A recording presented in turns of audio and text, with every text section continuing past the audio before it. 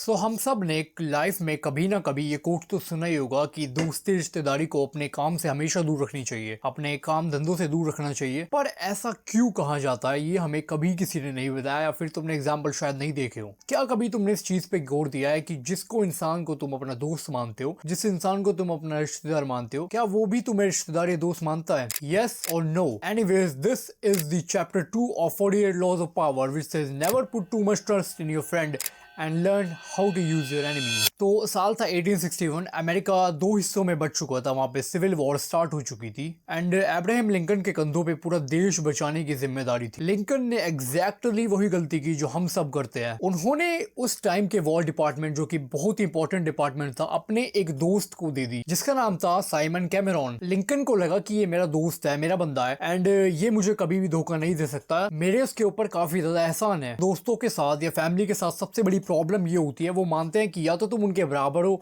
या तो वो तुम्हारे बराबर है, या तो वो तुमसे ऊपर है, बट वो कभी भी तुम्हें अब उनसे ऊपर नहीं मानेंगे। कैमरॉन के अंदर भी सेम वही बराबरी करने की आग आ गई कि मैं लिंकन से ज्यादा अच्छा हूं, लिंकन ने जो मेरे को बनाया वो दोस्ती यारी के लिए नहीं बनाया, मैं इसका हकदार हूं, इसीलिए मेरे को लिंकन ने बनाया। एंड यही चीज उसने की। उसने इतनी करप्शन की, उसने आर्मी में जितनी भी गन्स लानी होती है वो अपने दोस्तों को कॉन्ट्रैक्ट्स बांट दिए, जिन्होंने घिसी पिटी पुरानी बंदूकें आर्मी को दी, और जो बीमार घोड़े थे वो उसने आर्मी में भर्ती कर दिए जस्ट बिकॉज उसे पैसे छापने थे।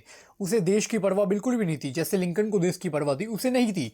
उसे सिर्फ और सिर्फ पैसों से मतलब था एंड ये काम वो बखूबी कर रहा था। एंड जब पब्लिक में हल्ला मचा कि यार इसका लिंकन का दोस्त तो बहुत ज्यादा करप्ट है, ये तो बहुत ज्यादा हरकतें कर रहा है, तो लिंकन को उसे फायर करना पड़ा। एंड इस चक्कर में दो चीजें हुई, एक तो उसकी दोस्ती खत्म हो गई, दुनिया भर का उस पे से ट्रस्ट हट गया। अब इस टाइम लिंकन के पास एक और मुसीबत आ गई। उसे चाहिए था एक नया बंदा, एक ट्रस्टेड बंदा जो उसकी पोजीशन ले सके, स्टैंटन की पोजीशन ले सके। एंड लिंकन ने जिसको चुना उसने पूरे देश को चौंका दिया, क्योंकि उसने चुना उसके पुराने हेटर एडविन स्टैंटन को। अब तुम कहोगे कि ये स्टैंटन कौन है? स्टैंटन लिंकन का सबसे पुराना दुश्मन है। जब एक बार लिंकन की स्टैंटन से कोर्ट में बहस हुई थी, तो लिंकन को स्टैंटन ने एक बड़े हाथों वाला बंदर कहा था और उसके नॉर्मल कपड़ों का मजाक भी उड़ाया था। एंड लिंकन को वो इतनी ज्यादा नफरत करता था, वो खुलेआम उसकी बेवकूफी की, उसकी कामों की बदनामी करता रहता था। वो इतना बड़ा हेटर था, वो उसका नाम तक सुनना पसंद नहीं करता था। एंड अब पब्लिक को लगने लगा कि यार लिंकन तो पागल हो चुका है, क्योंकि पहले तो इसने गद्दार दोस्त को बना दिया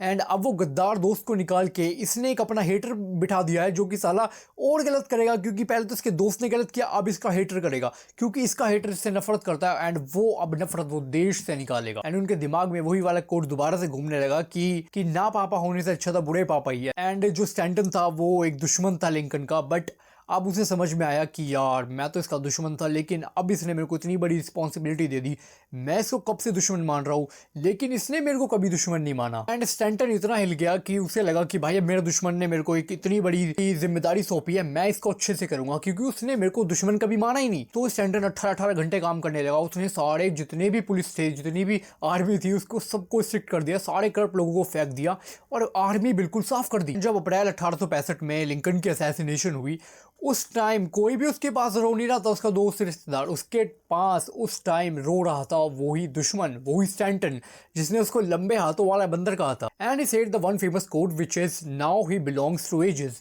जो कि हम सब ने कहीं ना कहीं सुना ही होगा। So what are the practical steps from this video और from this chapter of 48 laws of power? So in my opinion you have to understand between friends and relatives and your enemies. क्योंकि अगर तुम किसी friends को, किसी अपने relative को अपने काम में इन्वॉल्व कर रहे हो, सो फर्स्ट ऑफ ऑल उसे मत करो। अगर कर रहे हो तो एक बाउंड्री सेट करो कि यार ये इंसान मेरे से इतना ही नीचे रहेगा और ये कभी इससे ऊपर नहीं जाएगा, क्योंकि अगर ये उससे ऊपर गया तो वो मेरे को ही काट करेगा, ये मेरे को ही भगाएगा। लेकिन अगर तुम ये बाउंड्री सेट नहीं करोगे तो वो तुम्हारा ही दुश्मन बन जाएगा। क्या शायद वो दूसरे लोगों से मिल जाए, शायद वो तुम्हारे कॉम्पिटिटर से मिल जाए।